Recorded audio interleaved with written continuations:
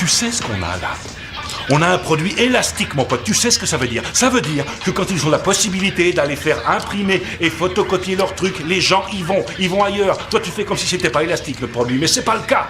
Alors ici, les mecs, je veux que ça roule comme un vrai putain de business. Et comment un agent peut-il être actif économiquement ? Une fois dit qu'on participe au processus de production, lequel est lié directement à notre société de consommation, on peut être en droit de se demander à quoi ça correspond réellement de produire et consommer, qui restent finalement en eux-mêmes des termes plutôt creux et généraux. La circulation des flux se fait à différentes échelles, de la dimension microscopique, des flux circulant entre personnes, voire d'une personne à elle-même, à la macroscopique, des flux circulant à l'échelle des continents, voire des planètes. Un flux va être caractérisé par deux choses. D'une part, il est polarisé, c'est-à-dire qu'il passe d'un pôle à un autre, comme on l'a illustré en début de chapitre avec la dette ou l'échange. D'autre part, il contient une valeur, c'est-à-dire qu'il est codé, qu'il signifie qu'il renvoie à quelque chose de précis. Par exemple, je peux coder la vidéo que vous êtes en train de regarder d'après sa taille, sa durée ou son coût par clic, ce qui me permet ainsi de la différencier et de la comparer à d'autres vidéos. Le moyen de comparaison entre les choses valorisées permet la création d'une économie de marché basée sur le modèle de la concurrence. Or, dans une économie de marché, pour faire valoir une activité ou un produit, il y a deux actions qu'on peut distinguer et qui nous intéressent pour notre cours du jour, investir et inventer. Si la production et la consommation sont les deux moteurs de la vie dans une idéologie capitaliste, on peut dire que l'investissement et l'invention sont les deux moteurs de l'économie et du social. La question du jour sera donc, comment peut-on faire valoir quelque chose ?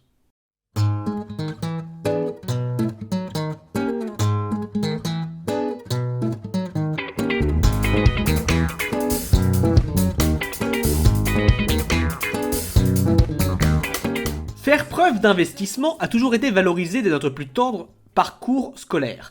On peut dire que l'investissement implique deux choses, un pôle qui fait circuler du flux et un pôle qui le reçoit, éventuellement qui le transforme. Pour donner un exemple simple, disons qu'on a d'une part un élève, par exemple, et d'autre part, on a le processus d'évaluation inhérent à l'école. Si on dit l'élève s'est investi, ça veut dire qu'il a produit pour quelque chose qui n'est pas lui.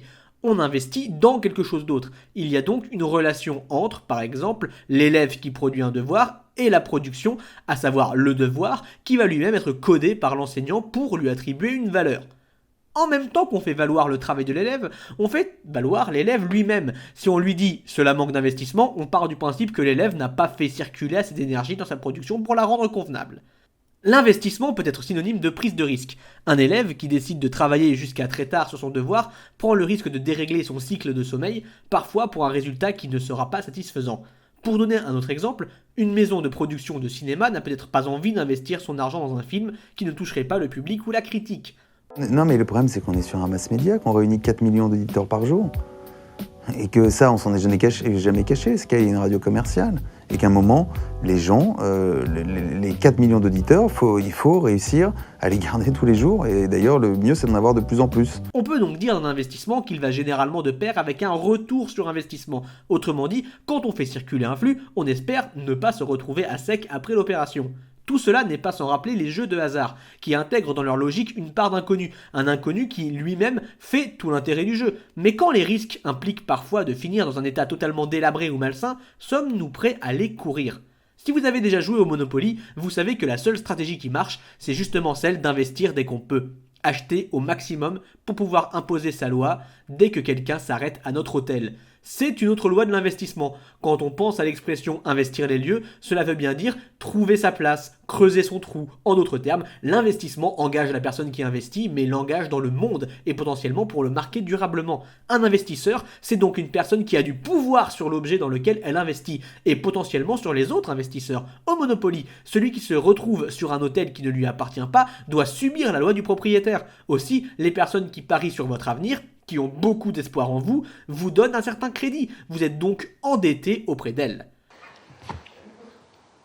Cette réflexion m'est venue il y a quelques mois de cela, en discutant avec un ami qui a été un bon joueur de handball de niveau régional.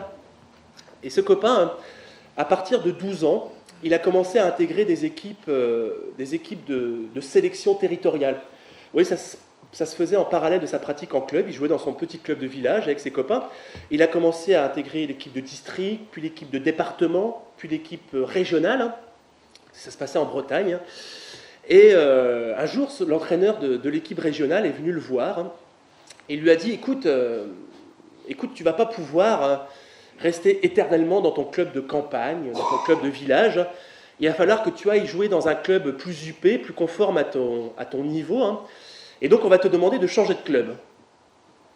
Mais moi, monsieur, moi, ce qui m'intéresse, c'est de jouer avec mes copains. Enfin, de les retrouver le mercredi à l'entraînement, puis le samedi après-midi au match. Moi, je veux pas te changer de club. Hein. Écoute, petit, hein. Écoute. Hein.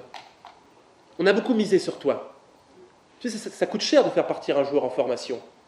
Ça coûte cher en encadrement, en déplacement, en hébergement. On a beaucoup investi sur toi. Et aujourd'hui, il nous faut un retour sur investissement.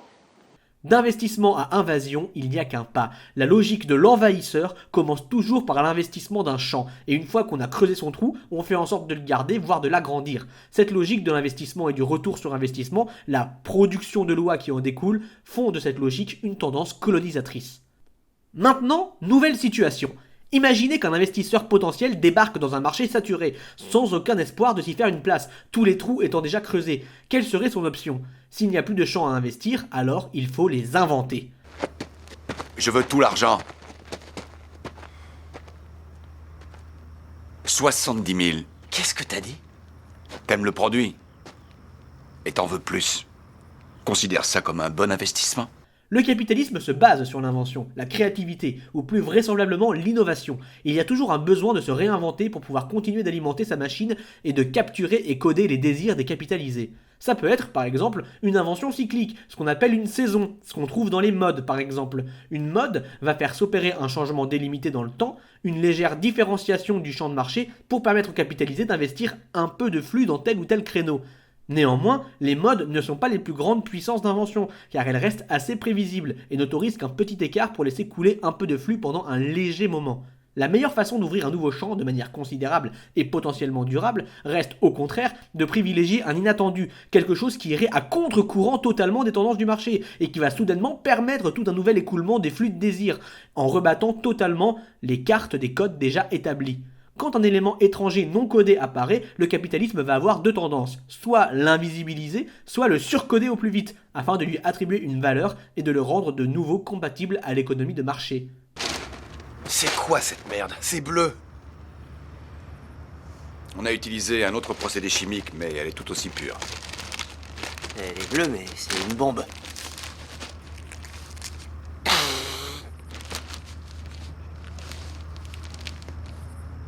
Ah! Ouais! Super! Ah! Rose, jaune, bleu! Je m'en fous! Continue à m'apporter ça! Pour conclure, j'aimerais parler de la correction des copies de philo. Il arrive qu'un élève rende une copie qu'un professeur n'arrive pas à coder. Il arrive qu'un élève invente, écrive à contre-courant des exigences de l'éducation nationale et du marché des notes. À ce moment-là, le rôle du professeur est soit d'invisibiliser cette invention, soit de la surcoder. Ainsi on vivait dans la République de Platon, avec la sagesse à la place de l'opinion.